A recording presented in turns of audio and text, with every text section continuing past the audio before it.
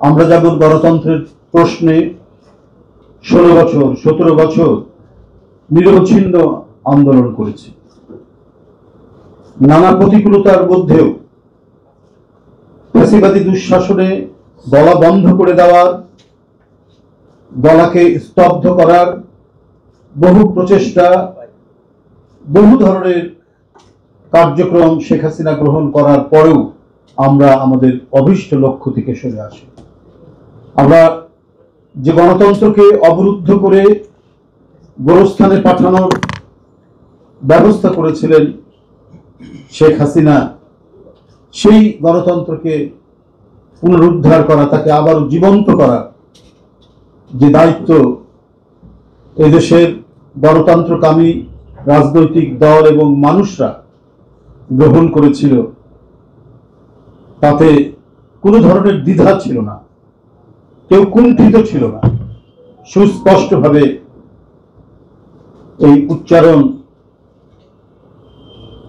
বাক স্বাধীনতা, ব্যক্তি স্বাধীনতা এবং মত প্রকাশের স্বাধীনতা, অবাধ এবং সুষ্ঠু নির্বাচনের জন্য আমরা আমাদের প্রতিবাদের ভাষাকে কখনোই মৌন করিনি, আমরা ওটাকে স্তব্ধ করিনি এবং নিজেরা অসংখ্য নিপীড়ন, নির্যাতন, লাঠিপেটা, হাত পায়ের নখ তুলে ফেলা, দৃষ্টিশক্তি হারিয়ে যাওয়া, গুলিতে, এরকম নানাবিধ নিপীড়ন, নির্যাতন সহ্য করেও আমরা আমাদের আদর্শ থেকে বিচ্যুত হই। কারণ আমাদের প্রেরণার উৎসস্থল ছিলেন দেশনেত্রী বেগম খালেদা জিয়া, যিনি নিজেও ভয়াবহ অত্যাচার সহ্য করেছেন, শেখ হাসিনা নিপীড়ন, নির্যাতন সহ্য করেছেন, কিন্তু তিনি তার অভীষ্ট লক্ষ্য থেকে সরে আসেন।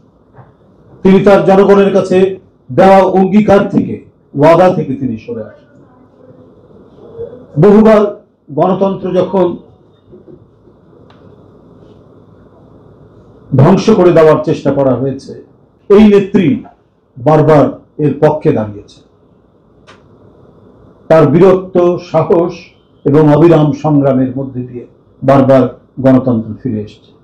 এরপরে আমরা দেখেছি আমাদের ভারপ্রাপ্ত চেয়ারম্যান তারেক রহমান, তিনি ভারপ্রাপ্ত চেয়ারম্যানের দায়িত্ব নিয়েও একই ধরনের ঐতিহ্যের পতাকাকে ধারণ করে গোটা দলকে এবং দেশকে রচনা করেছে।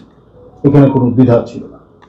এবং এই দেশ যাতে সত্যিকার অর্থেই একটি গণতান্ত্রিক সমাজ এবং গণতান্ত্রিক রাষ্ট্র, যেখানে ভিন্ন মত প্রকাশের অধিকার থাকবে, যেখানে কথা বলার স্বাধীনতা থাকবে, যেখানে বিভিন্ন রাজনৈতিক দল তারা স্বাধীন মতো তাদের রাজনৈতিক চর্চা করতে পারবে, এটাই তো একটি গণতান্ত্রিক সমাজ।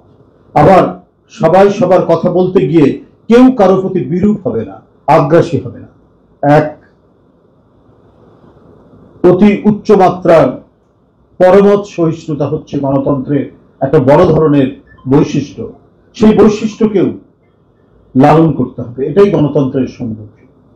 সেটি প্রতিষ্ঠা করাও আজকে যারা গণতান্ত্রিক সংগ্রামে আমরা ছিলাম আমাদের লক্ষ্য। এই সমাজে যাতে দুর্বৃত্ত, দুর্নীতিবাজ, ডাকাত, সন্ত্রাসী তাদের রাজত্ব যেন না হয়, আইনের শাসন প্রতিষ্ঠা করাই ছিল আমাদের লক্ষ্য।